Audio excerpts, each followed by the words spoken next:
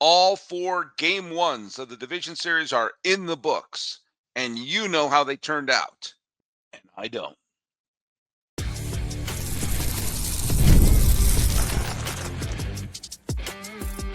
You are Locked On MLB, your daily MLB podcast. Part of the Locked On Podcast Network, your team every day. Hello, baseball fans. Welcome to Locked On MLB, part of the Locked On Podcast Network, where it's your team every day. This is the daily podcast. We talk about all the Major League Baseball. I am your host, Paul Francis Sullivan. Please call me Sully. Follow us at Locked On MLB Pods on Twitter, or whatever they're calling it these days, and on Instagram. I'm your pal Sully. I'm at Sully Baseball Podcast on Instagram. But the best way to get a hold of me is right here on the YouTube page, and you leave that hashtag every day, Sully. It helps us find the whatever comments you leave out there in the social media verse. Today's episode is brought to you by our good friends over at FanDuel. Right now, new customers can bet just $5, and if your bet wins, you'll get $300 of bonus bets to use across the app. Download the app today. And let's go to the trivia question. The trivia question was, who was the last manager to win the World Series and Manager of the Year in the same year? And that came about as I did my whole episode about Manager of the Year.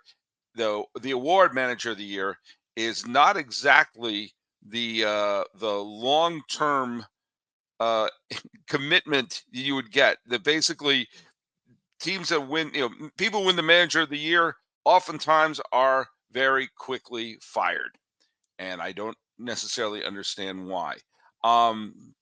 Jackson Van Hooser guessed AJ Hinch. Nope, AJ Hinch did not win Manager of the Year when the Astros won that beloved and respected by everyone 2017 World Series. That year was Paul Molitor won Manager of the Year for the Minnesota Twins. Bet you forgot that one. Big John 08865 said trivia guess Ozzie Guillen, 2005 Manager of the Year, Chicago White Sox. That's the correct one. It's been 20 years since the manager who won Manager of the Year also went on to win the World Series that same year. It was Ozzie Guillen.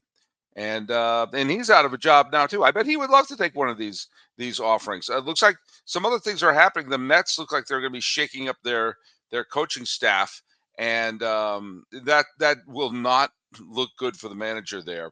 And but the main thing that's happening is in about 25 minutes. I'm recording this on Saturday. You're probably seeing this on Sunday, but I'm recording this on Saturday. And it is the morning here in Pasadena, California, overlooking the historic Rose Bowl. And the first game of the day is going to start at in about half an hour. It's the game is going to be around 10 past 11 here on the West Coast. It's going to be Chicago versus Milwaukee. All 4 games have not started. You know the results of all 4 games. You do. I don't. And we have the 4 starts, and I'm going to tell you what I think is going to happen.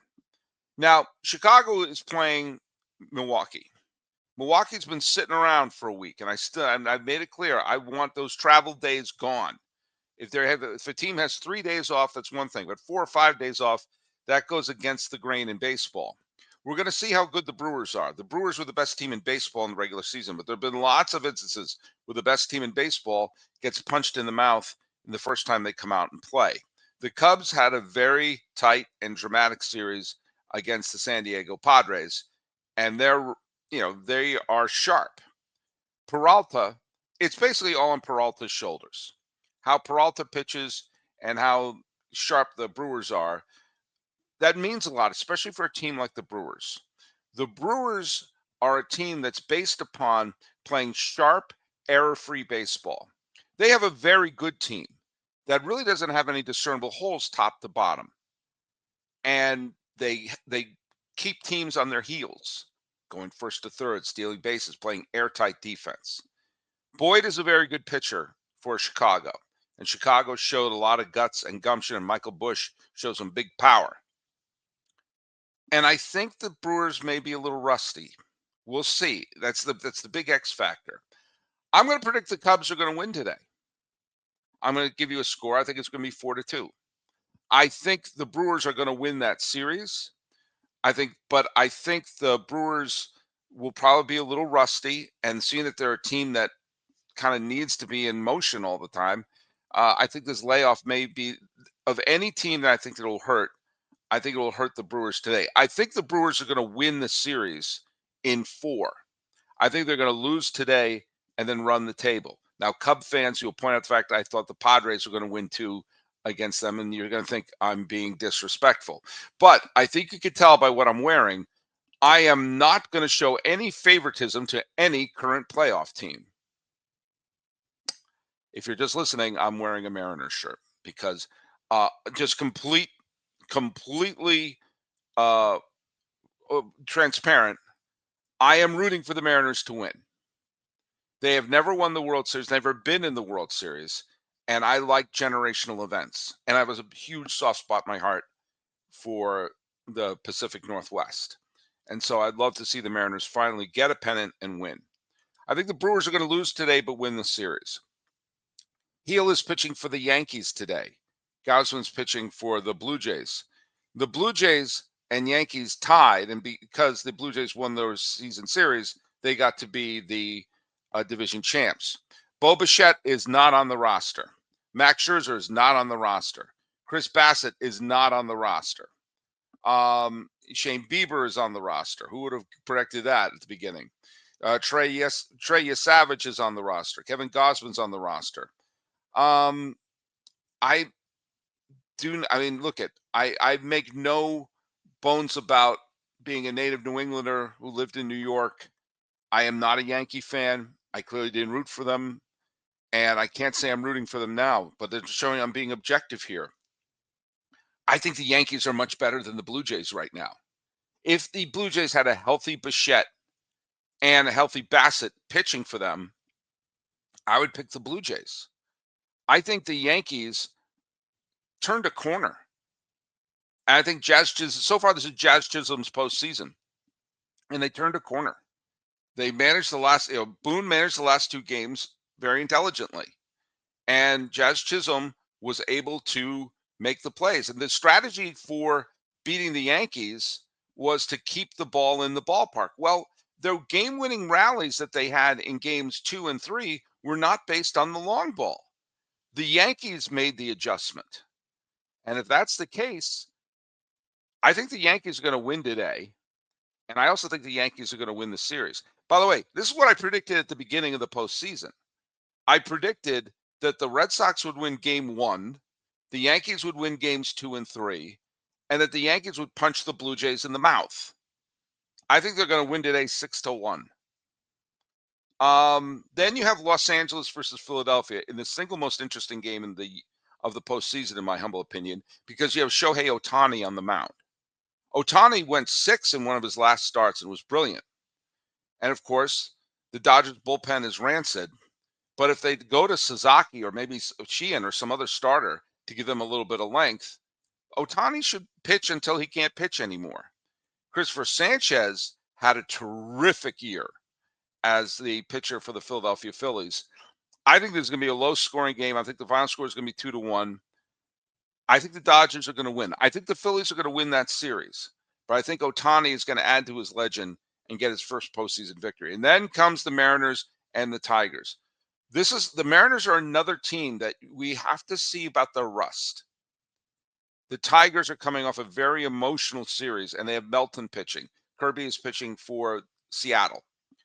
A very emotional series where they proved a lot of their doubters wrong. Yes, they had the collapse down the stretch, and Cleveland was able to finish first, but Detroit got the last laugh and got to advance. If the Tigers win this game against Seattle, they're going to win the series because they know they're going to have a rested and ready Skubal. If the Mariners can win this series, then it's probably going to go the distance. This is a critical.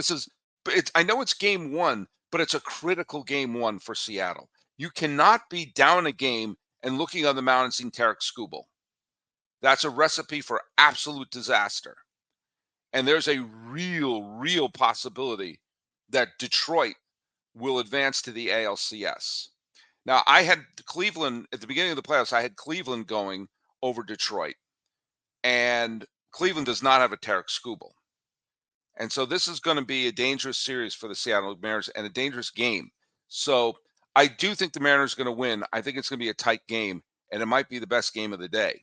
But you already know what happened. So those are my predictions. And I like to do this so you know that I'm not just, I can tell you what I think will happen, and then you'll see what does happen. So, all right, the games are going to start. Let's go play ball. The NFL season is here, and FanDuel has an offer you don't want to miss. Right now, new customers can bet just $5 and get $300 of bonus bets if you win. That's right. Pick a bet, put down $5, and if it hits, you'll unlock $300 in bonus bets to use across the app. Now, I love how FanDuel can adjust to however you like to make your bets. If you like parlays, if you've done player props, and if you even want to follow the live lines during the game, you can do all of it. And it makes watching football more exciting when you've got a little something writing on the action. And whether you're a casual fan like I am, I'm watching baseball all day today, or you love diving into stats, FanDuel makes game day experience so much better. So what are you waiting for? Visit FanDuel.com to download the FanDuel app today and get yourself started.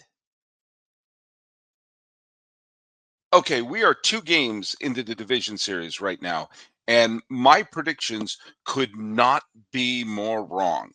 I hope you took my thoughts and went to FanDuel or wherever and just bet the exact opposite, because every instinct I had on the first 2 games, the Yankee Blue Jay game just ended probably less than 10 minutes ago.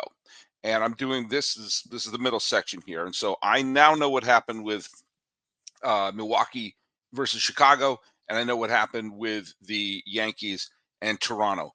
And wow, I am wrong with a capital wrong.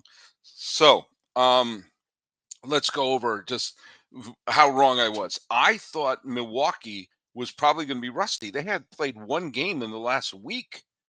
And, they're a wonderful team, but they've been just sitting around. And when the leadoff batter, I think it was Bush, hit a leadoff home run off of Freddie Peralta, I thought, oh boy, this is my prediction's going to come true. Yeah, Michael Bush hit a home run as a leadoff home run. I thought, oh boy, the Brewers are rusty. And then there's no better team in baseball than the Brewers to say, hold my beer, because it just like bam, double, bam, double, bam, double. Before anyone knew what was happening, the Brewers took the lead again. And here's the thing that can't happen. Here is absolutely the thing that cannot, shall not, and will never happen if you have any desire to beat the Milwaukee Brewers. Horner, the second baseman for Chicago, made an error. And that's the key. The Brewers won't make mistakes, or at least not make mental mistakes. And if you give them an extra out, they will just punch you right in the face. And lo and behold, Boyd pitched 2/3 of an inning. And he let up 6 runs, but only 2 of them were earned. Soroka came in. He wasn't much better. He allowed 3 runs in 1 inning. Savali allowed 1 inherited runner to score, but he pitched 4 1/3 innings, and he gave him a little bit of length. And Savali and Brown pitched the final 6 1/3 innings. So the Cubs bullpen isn't, beaten to hell. But a game like this is one of the main reasons that I get on teams like Cleveland or whomever it was who are using 10, 12 pitchers in a 2-1 game. Yes, I know it's an exaggeration, but it's like it's 2-1. We're in our 3rd pitcher in the 5th inning, because you have to anticipate the possibility of a pitcher just getting clobbered like Boyd did. We saw it happen in the World Series last year when Game 4 was a bullpen game for the Dodgers, and then Game 2, Flaherty got his butt handed to them and have another bullpen game. Well, this was essentially a bullpen game. Savali saved them. He came out and said 4 1/3 innings. We are not going to blow out the bullpen. And now, oddly, because of the way that the schedule is, they have an off day tomorrow, and so they're not going to play on Sunday. I don't understand why they do this, but I'm sure someone smarter than me figured out it's the way to do it. I say have the game on Friday, and you can stagger them that way. but what the hell do I know? Now, Chourio got 3 hits and drove in 3 runs, and he had some injury and he had felt some tightness, and so they took him out in the first. And when you already have 3 hits and 3 runs batted in, and it's the second inning, you're off to a good day at the races. They took him out, and I think it's clearly precautionary. Collins is a fine player, and they put him in, and it was already at that point 9-1. So you're thinking, if we can't hold a 9-1 lead, get in the whirlpool, get better. And under normal circumstances, I would have been against them pulling Peralta in the 6th inning because he was pitching quite well. Thank you very much. But again, they hadn't played in a week, and so they're able to get Mears and Koenig and Ashby into the game, and it was fine. Peralta is now ready. If there is a game 5, he's rested and ready to go, or else the Cubs better show up if they want this to go any further. I mean, there was not much to say about that game. It was 9-1 after 2. It was 9-3 as the final. The Cubs hit 3 solo homers, and that's it. Meanwhile, the game between Toronto and New York, on a glance, final score 10-1. And from this point forward, whenever people look up this game, there's like, oh yeah, the Yankees got the doors blown off in game 1. But it's a misleading 10-1 because through 5 innings, it was only 2-0, and the Yankees loaded the bases with nobody out. And Gausman, who had been pitching lights out up until that point, was starting to lose it. Now, I don't necessarily agree with taking Gausman out in the 6th inning because he had only thrown, I don't remember, his pitch count was staggeringly low going into the 5th inning. Now, as it turned out, his final pitch count was, let's just go through it. His pitch count was 75. But I guess they thought he was starting to lose it. He struck out Judge and he struck out Stanton, and then they lifted him. Now, I'm not going to bicker with a manager who just won the game 10-1. But as it happened, that was a key moment. A flare hit here or there, the Yankees would have taken the lead. The Yankees got their only run on a bases-loaded walk. And that was the fact that it was 2-1 going to the, at the end of the 7th inning stretch. You got to give credit is due. Now, Heel didn't pitch great. He let up 4 hits, including 2 homers in 2 2.3 innings, but didn't walk anybody. And yes, they were hitting rockets off of him. But at the same time, they weren't, it was 2 solo homers that he allowed. Now, Hill and Duvall of all pitchers, combined for 3 1/3 shutout innings and kept them in the ball game. It was 2-0, and eventually 2-1. And Weaver came in, and just everything fell apart, much like it did in the game with the Crochet game when they brought in Weaver and he fell apart. He didn't record an out against the Red Sox. He didn't record an out today against Toronto. And Cruz was fine, but then Blackburn had to basically take the punch. He had to take it for the team and get the last 4 outs. He let up 4 runs, and you said your job is to just make sure you don't use any more pitchers. It is odd to me. Heel threw 48 pitches. Yes, they were hitting him hard, but it was 2 solo. It was a 2-0 game. And then they burned how many pitches did they get through with? They had 21 pitches with Hill, 20 pitches with Doval, 10 pitches with Weaver, who just was dreadful. 16 pitches with Fernando Cruz. Now, they didn't use Bednar, and they didn't use, they didn't use all of their high, leverage relievers, but I don't know. I'm still sometimes at a loss at how pitchers are being used these days. But either way, once you got into Weaver, then it turned into a 10-1 game. And then it was just, they brought in Hoffman to pitch the end, which of course was not a save situation, but they were able to give him some work because he'd been sitting around for a week. And I'm going to guarantee you these were not stressful innings that he threw. He hit 1 batter. And Varland pitched pretty well out of the bullpen. Dominguez pitched well out of the bullpen. Little got a scoreless inning. And there you go. And the big stars, of course, were Alejandro Kirk, who got 2 home runs in the division clinching game on Sunday. And he had 2 home runs today. And Vladdy Jr. hit a home run to get the scoring start. He wound up getting 3 hits altogether. Lucas drove in 3 runs. Jimenez went 2 for 2 or 2 for 4. Varsho went 2 for 3 with a lot of speed going on there. Straw got a big hit. And the fact of the matter is, I was completely wrong about a lot of things. I thought the Yankees had some momentum, and I didn't have faith in the Blue Jays. Boom, Blue Jays blew out the dump. By the end, it was 10-1. And a 10-1 score is a 10-1. Even though it was super close, they absolutely torched the Yankee bullpen, which means they got to pull a Schlittler with Fried. Let him pitch until his arm falls off, because Fried has to win tomorrow. And he is the one to do it. But he has to pull off a win for the Yankees tomorrow. Otherwise, they're down 0-2 going back to Yankee Stadium. And then, I'm sorry, I do not see this Yankee team winning 3 games in a row. And I thought the Brewers would be flat. And instead, they were a steamroller. And now we're going to have a rested and ready team ready to go for game 2.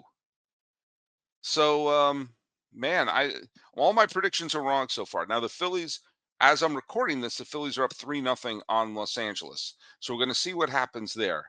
And then when I come back, we'll talk about the Los Angeles-Philadelphia game and Detroit versus the Mariners.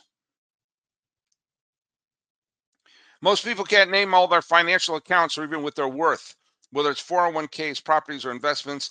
And if you don't have the full picture, you can end up leaving money on the table. That's why there's Monarch Money. It's an all-in-one financial tool that brings your entire financial life together in one clean, easy-to-use interface on your laptop or on your phone. Monarch is built for people with busy lives like me. I've got a bunch of different jobs, and sometimes I put off organizing my finances. Monarch is for you.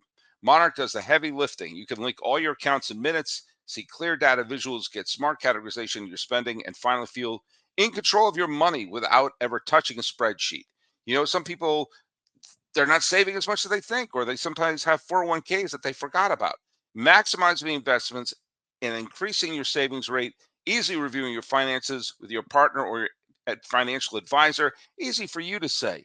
It's keeping a clear view of your financial health week to week and long term. Don't let financial opportunities slip through the cracks. Use code LOCKEDONMLB at monarchmoney.com in your browser for half off your first year. That's 50% of your first year at monarchmoney.com with code LOCKEDONMLB. That's monarchmoney.com. Use the code LOCKEDONMLB. All right. Well, evidently they saved the best games for last, because the 2 games I haven't talked about yet on this show were the real thrillers. Let's just quickly talk about the legend of Shohei Ohtani, which continues to grow and grow and grow. Yes, he let up 3 runs in that second inning, and a big part of that was the triple by Realmuto.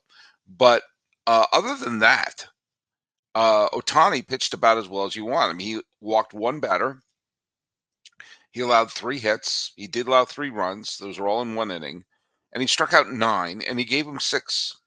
He gave him 6 runs, 6 innings pitched, and kept him in the game long enough for, that Christopher Sanchez did well until the 6th. And Robertson came in, looked like he was going to wiggle out of trouble. And it was Teoscar Hernandez who hit that opposite field home run that put the Dodgers up for good and put Ohtani in the win column. Then they shift him over to the DH. And let's give Dave Roberts the credit that I want to give him. He used Tyler Glasnow and he used Sasaki out of the bullpen. He also used Vesia. And Glasnow pitched well. He got into a little bit of trouble, and then Sasaki. And this is so smart. And Roberts did something really, really intelligent here. You can't use the whole, hey, we got to go to the horses that took us here. That was the mentality that Jim Fregosi had when he kept going to Mitch Williams in the 1993 World Series until he let one up to Joe Carter. At some point you have to say, I don't care what horses got us here. We're here. Tanner Scott, Blake Trinan, all those you can't give the ball to players like that with the game on the line. And Sasaki, who, remember when they signed him, he was as a starting pitcher, and Sasaki pitched 10 games this year. and it was not great, but it wasn't terrible. But now, fine, virtually no one's seen him. He's pitched 10 freaking games in the major leagues before now becoming the closer for the Los Angeles Dodgers. He got the save today. He matched that was his first major league save. And call it a hunch. I don't think it's going to be the last one. And you know, Bader, it looks like he's hurt. He may be gone for the rest of the series. We're not sure about that. And all of a sudden, the Philadelphia Phillies, the team that I picked to win the freaking World Series, has found themselves in a very difficult spot. Sanchez is their best pitcher, at least the best pitcher they have currently on the roster. And now you're going to have Blake Snell versus Luzardo. Now, Luzardo is a good pitcher, but Snell is as well. And the Dodgers already did what you would want them to do, which is steal a game in Philly. And now with that weird, extra day between games 1 and 2 in the National League Series, you're going to have the bullpen rested and ready. You can pull a reverse Kevin Cash and let Snell go as long as he possibly can and take your chances, because right now the Dodgers have their best pitcher going in LA on Wednesday. That's Yamamoto. And worst case scenario is Yamamoto's pitching with the series tied against Philadelphia. They didn't use Snell yet. They haven't used Sheehan yet out of the rotation. They used Ohtani, and Ohtani did what you need him to do. So for the defending champs, they have really put Philadelphia behind the 8 ball. Now, Philadelphia could still win this. Luzardo's a fine pitcher, and Yamamoto, while excellent, do you know what? The Phillies can rally. I picked the Phillies to win the World Series, and I also thought this was going to be a barn burner of a series. And they have put the Phillies on their heels right now. Now we're going to see if they can counterpunch in a couple of days, and it's all going to be on Luzardo. But the team that I think is in huge trouble is the one whose name is currently across my chest right now. The two teams that I picked to win to be in the World Series, I thought it was going to be Philadelphia versus Seattle. They're both in big trouble. And for Seattle, this was a Mongo problem. Now, Cal Raleigh got 3 hits. He popped up in a key situation in extra innings. Julio Rodriguez went 3 for 5 and kept the rally alive in the 11th inning and hit a home run. He drove in the tying run. He showed up to play. And Kirby pitched 5 innings. Wasn't great. He did strike out 8. And then the parade of relievers, Ferguson, Pizarro, Spire, Brash, Munoz, especially Munoz, all terrific, kept Detroit off the board. Now, I'm going to be a broken record, but you're seeing Detroit had Melton pitch 4 innings. He struck out 4, let up 2 hits. One of the hits was a solo home run, so it was 1 run he let up. He walked 1, and Melton threw 57 pitches over 4 innings, and then he was lifted. And they went in, when they went into extra innings, I started thinking of, Melton saying, yeah, maybe have him pitch the 5th. I mean, is that something is that something we're going to consider doing here? I mean, Troy Melton is 24 years old, and I mean, I'm not understanding. Granted, that was his 5th start in the major league, so maybe, I don't know. You're thinking, I'm not sure how long he can go. Have him go the 5th. Have him go into the 5th, because through 6 innings they used Melton, Herter, Montero, and Holton, and they gave up 2 runs and 4 hits. If this game went deeper and deeper into the extra innings, which it almost did, you'd be looking back saying, yeah, maybe we shouldn't have had, how many pitches did Montero? Montero threw 12 pitches. Herter threw 7. Maybe Herter threw the 5th inning. He threw 7 pitches. I don't know. I'm going on a limb here. Maybe he can get to double digits. But as it turns out, though, it's tough to argue with the Tigers because they won in extra innings. They got the Carpenter home run, but they got the McKinstry hit, which gave them the lead. And then, let's give credit where credit's due. Vest was fantastic.